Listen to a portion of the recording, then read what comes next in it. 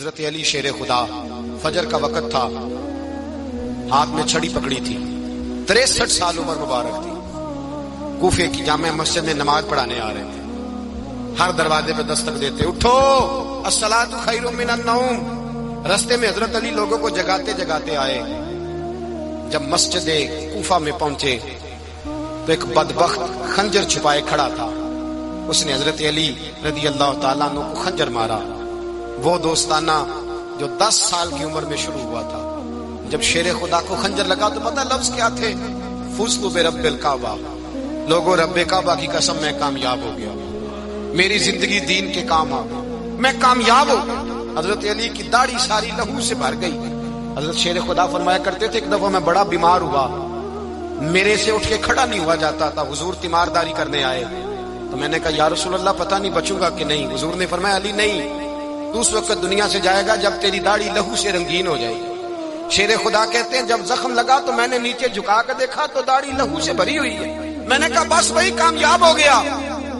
جامع مسجد کوفہ میں مولا علی نے سر سجدے میں رکھا، اور اسلام کی تاریخ کا وہ شخص جس شخص نے اپنی بچپن سے لے کر جوانی، جوانی سے لے کر بڑھاپا، اور جاتے جاتے امام حسن اور حسین کو قریب بلایا اور وصیت کر کے بیٹا جینا اسی کا ہے جو دین کے لیے جیے، بیٹا مرنا اسی کا ہے جو دین کے لیے مرے، جس دھج سے کوئی مقتل میں گیا وہ شان سلامت رہتی ہے، یہ جان تو آنی جانی ہے، اس جان کی کوئی بات نہیں۔ حضرت شیر خدا کرم اللہ تعالی وجہ الکریم خاتم الخلفاء تھے، ان پر خلافت اسلامیہ ختم ہوئی۔ حضرت علی رضی اللہ تعالیٰ عنہ جس دن وصال ہوا، آپ کے بیٹے کہتے ہیں اس رات مولا علی نے خزانے کا مال سارا ایک رات پہلے تقسیم کیا، اور پھر جس جگہ مال خزانہ ہوتا تھا وہاں 2 نفل پڑھ کے کہا اے اللہ میں نے تیرے بندوں کی امانت تیرے بندوں تک پہنچا دی ہے۔ زندگی دین کے نام کر کے وہ شیر رخصت ہوئے۔ 21 رمضان المبارک کی شام ڈھلی تو حضرت علی المرتضی شیر خدا رخصت ہوئے۔ صحابہ کہتے ہیں مدینے میں کوہرام مچا، بغداد کی گلیاں سونی ہوئی، کوفے کے لوگ تڑپے، مکے میں بھی لوگوں نے دعائیں مانگی۔ وہ سورج اس انداز میں دنیا سے گیا کہ اس کی روشنی قیامت تک باقی رہے گی، اس کا اجالا قیامت تک چمکتا رہے گا۔ حضرت علی کا نام آج خودداری کی علامت ہے، حضرت علی کا نام ایمان کی علامت ہے۔ مولا علی کے نام کا نعرہ لگتا ہے تو سینوں میں خون دوڑتا ہے، طاقتیں بیدار ہوتی ہیں، روحیں بیدار ہوتی ہیں۔ حضرت علی کثرت سے نماز پڑھتے، کثرت سے روزے رکھتے، کثرت سے عبادت کرتے۔ حج تو اتنا محبوب تھا، ہر سال حج کرنے جاتے، ہر سال حج کرتے۔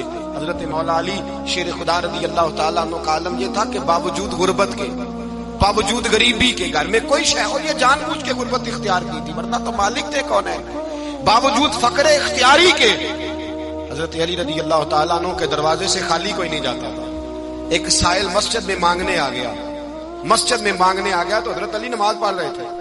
ایک طرف حال یہ ہے کہ حضرت علی کو تیر لگ گیا، ایک جنگ میں 2-3 تیر لگ گئے تو حکیم کہنے لگے حضرت آپ کو درخت کے ساتھ باندھیں گے پھر تیر نکالیں گے ورنہ تو آپ بڑا تڑپیں گے۔ حضرت علی فرمانے لگے ضرورت ہی کوئی نہیں، جب میں نماز کی نیت باندھوں تو نکال لینا، مجھے پتہ بھی نہیں چلے گا۔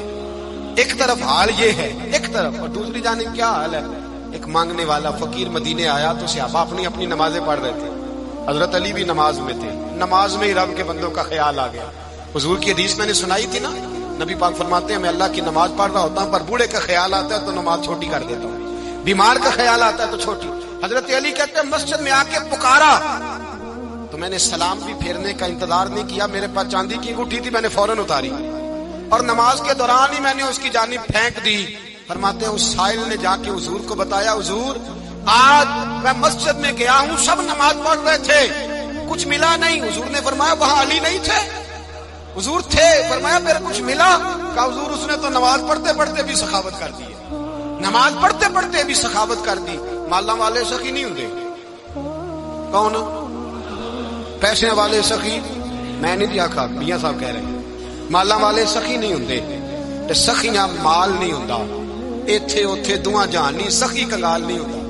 نبی پاک نے فرمایا جس کی جیب میں پیسے ہیں وہ سخی نہیں ہوتا، جس کا دل بڑا ہے وہ سخی ہوتا ہے۔